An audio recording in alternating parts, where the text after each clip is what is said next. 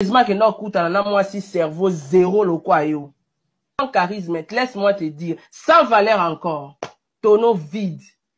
Écrire bazoba, fallait tel écrire moi sinon dans la bango, hein. Il est entouré de PD, de lesbiennes, de fumeurs de chanvre, il est entouré de maris là, le page polémique, bah tout le monde va na mutute, bah bololé, biloko nga na obimisa maman.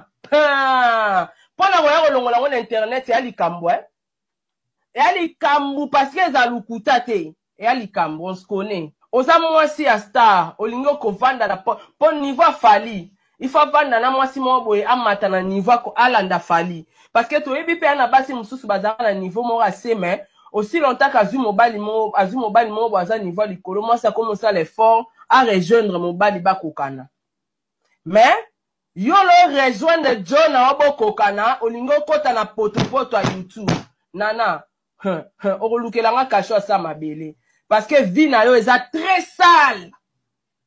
Ba master non, baza. Ba preuve eza ko banga te ya. Ngale naza sika okima te. Na okima pona nana toze lo côté na Congo na okima pona ote. Oza mwasi ya grand artiste mo ba se respecter mais yo mwasi olingi ko se respecter te. Kita siko to kita lora ba YouTubers biso to yo YouTubers. Tu es YouTubers, oza YouTubers abatama na sima ba page. Ba master no eza ba jara ba fio bazo finga bana. Oloza la mwasi ya mayele, oluka moyen, boma moto parce que tu es capable. Yako benga batuke, botika be mission. Na lingite, bana niki, na bana nanga baza papa moko. Alors il faut arrêter. Botika niki, abwaka bambua kela na endenga lingi, e olongolanga na kiti ya bokonzi te. Kozanga mayele, diambebele na mutu. Jassim. Loba na kosi. Otambola na porte mono tche ba pli ya diamba na kati. Koko di lasso témoin. Tozala ngai yo koko di lasso na bis na wana. Boni ba venture boyko. Tolo ba nyonso.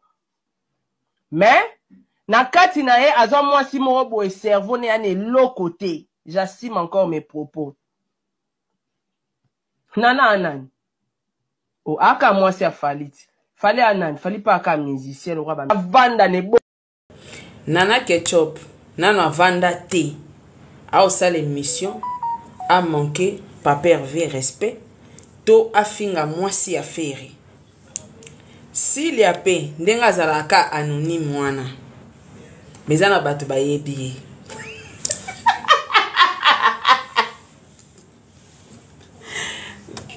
Ndenga zalaka anonyme. Nanu pe, aya ko clasher sur Falite. Nanu pe aya ko clasher sur Nana Ketchup te. Na ko senga na bino. Potangu ngana ko fongola matière. Po moto ana ngote na na ngoka ngamoko. Yango na ko senga na bino. Ba warrior. Ba gaulois. Bo épargner basi ya ba musicien o na makam na bino. Bosa barando na bino moko. Pas paroles. Awa yo zui courage ya rozwa. Fiyo asala clip ama Chantal na bosa ni kutu kombo na ye. Figurante wana asala clip na nzembo ama Chantal. Okomisie Nana Ketchup.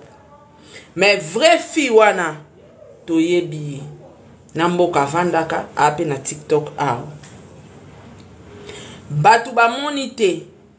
Batu ba pekisite pona nino matisi fi wana na miniature bengi Nana Ketchup. Pa paroles aye koloba boye barake faire aboira Nana moko boye. Bon, pa paroles aboaka Nana banana ba ebele. Mais est-ce que bozo ebake manque à respect bozo sa na mwasi afali. Boko supporter ango na mwasi afere. Ezara question. C'est une question de curiosité. Et surtout, n'oubliez pas de cliquer la cloche de notification qui est juste à côté de abonner pour être notifié à chaque fois que je vais mettre une vidéo sur YouTube. En faisant ce petit geste, vous m'aidez non seulement et aider aussi ma chaîne à grandir. Alors mes abonnés, alors mes loulous, je compte sur vous. À bientôt.